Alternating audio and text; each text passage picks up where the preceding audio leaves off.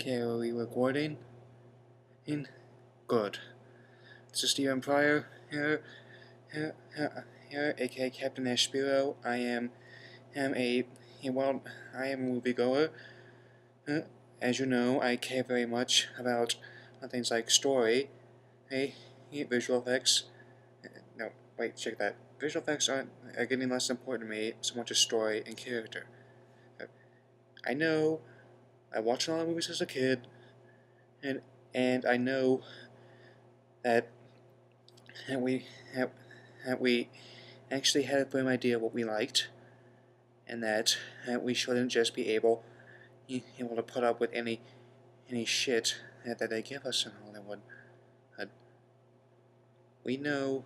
I mean, even as kids, we knew we didn't have to be treated like idiots, and so we knew what we liked in Hollywood.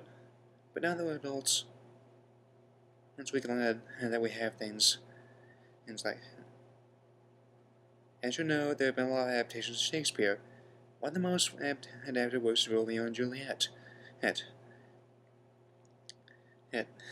have been some variations on it. One of the good ones is West Side Story, which is a musical where it takes a formula and sets it in the 50s.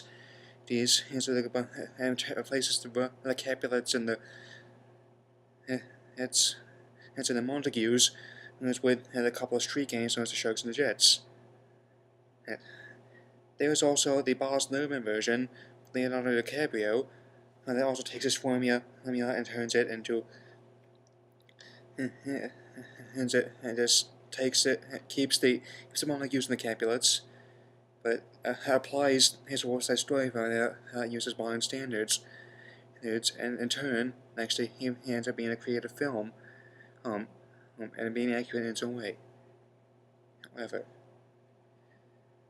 I know there are a lot of illiterates in this country, but that's the reason that they can't learn to read, so we will know how it completely fucks up a classic story. I'm talking about how the egregious family film Gnomeo and Juliet. It's a 3D film, which a bunch of respected actors in it, and despite this, it has to be the least accurate version of the story I've ever seen. And there are references on Nickelodeon shows that are more respectful of the story than this movie.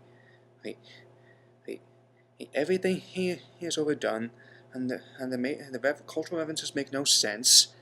The animation is of poor quality, and even though John Lasseter has managed to reformulate Disney into something that resembles its glory days of the Disney Renaissance and its golden age in the 30s and 40s, as the Walt Disney Company itself seems to be ashamed into the film. In fact, it releases it under its Touchstone label, showing there's ever one mature films. But believe me, this has got to be one of the most immature efforts of a kids movie thing. And there are episodes of the worst cartoons out there that have more dignity than this piece of shit. So, the kids can have all the fun they want with this movie, but I have some respect for this. Stop it, Hollywood. I really don't care about you can rape these stories all you want. However, I'm going to go see some Sanctum, a good movie with a creative premise. Yes.